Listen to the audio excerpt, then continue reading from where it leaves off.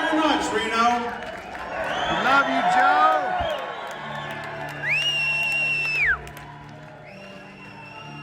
Like I said, earlier, it means the world to me that this place is sold out tonight. So thank you very much for that.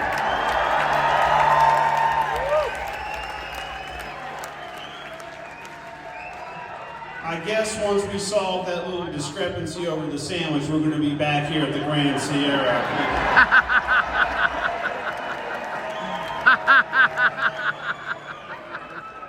Yeah, baby. I'm joking. They got like 2 guys in the back. They're about to throw me out the back door. How dare you insult our sandwiches and our vouchers.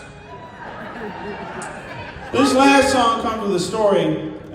Back in the time when I used to play here, when it was called the Hilton, and we used to play the Garage, I was actively, going out to Los Angeles, California, where I live currently. Don't fucking applaud that. It's a shithole. Fucking dumpster fire that place. But it's a sunny place for shady people, and they're my kind of people. Anyway, I'm off script again. And I would go out there 20 years ago, and I would write songs and try to meet people. And one of the first real professionals and big-time songwriters that ever befriended me was a guy named Will Jennings. And Will wrote songs for big people like Eric Clapton and Steve Winwood and Joe Cocker, Jennifer Warren, those big hits.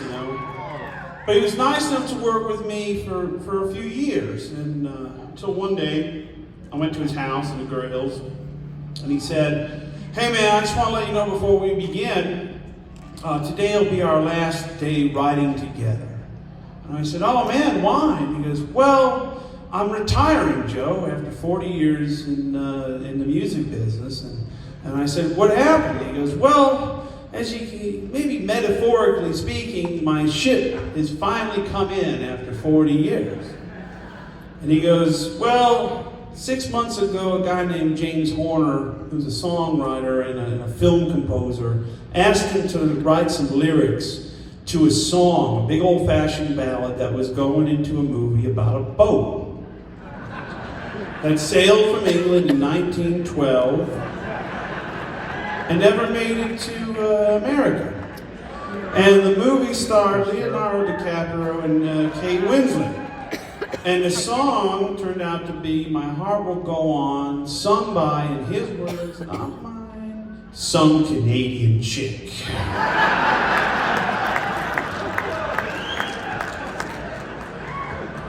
So anyway, I learned 2 valuable lessons that day. First lesson I learned, all good things do come to an end.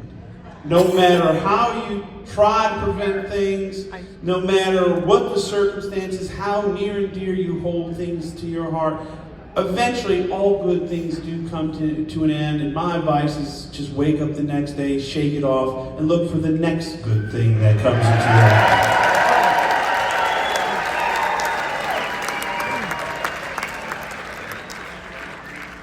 That's my strategy with life and martinis.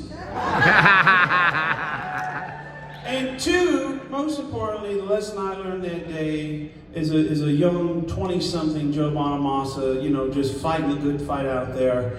I learned what a man looks like when he just becomes what you can best describe as fuck you rich.